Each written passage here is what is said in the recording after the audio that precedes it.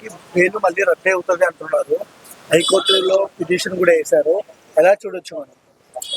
ఏంటంటే అల్లు అర్జున్ భయ్య ఎవరు టచ్ అయితే చేయలేరు అతను. ఎందుకంటే అతను చేసిన తప్పు అయితే ఏమీ లేదు. కాబట్టి అల్లు అర్జున్ బెయిల్ రద్దు అయినా మళ్ళీ అతను బెయిల్ నుంచి బయటకు వస్తాడైనా.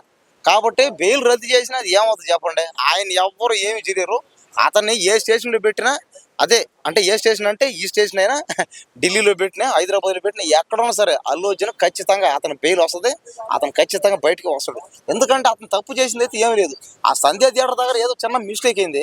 ఆ మిస్టేక్ ఇంత పెద్దదిగా చేసి, అంటే ఎవరి పేరు చెప్పలేదని ఇప్పుడు ఈ విధంగా చేయడం అయితే కరెక్ట్ అయితే కాదు. ఇది దేనికంటే ఆ రోజు ఏంటంటే అతను ఒక సక్సెస్ మీట్లో రేవంత్ రెడ్డి గారి గురించి అతను అదే మర్చిపోయి బై మిస్టేక్ అది మర్చిపోయి చెప్పలేదు.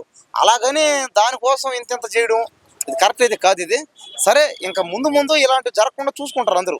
ఎందుకంటే ఇప్పుడు రేవంత్ రెడ్డి గారు కూడా చెప్పారు క్లారిటీగా, ఇంక నుంచి సినిమాలు బెనిఫిట్ షోలు ఇంక నుంచి వేయము, ఇంక నుంచి బెనిఫిట్ షోలే ఇంకా వేయడం అయితే జరగదని చెప్పారు క్లారిటీగా. కాబట్టి ఈ బెనిఫిట్ షో వేయడం వల్లే కాబట్టి ఇదంతా అయింది.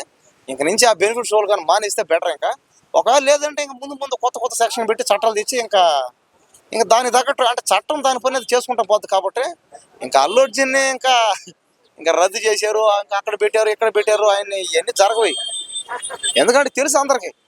కాబట్టి ఏంటంటే ఇవన్నీ ఇంకా మానేసి ఇంకా ముందు ముందు ఇంకా ఫ్యాన్స్ అందరూ ఇంకా ఖచ్చితంగా ఇప్పుడు బాగా గమనించాలి ఇక్కడ అల్లు అర్జున్ ఫ్యాన్స్.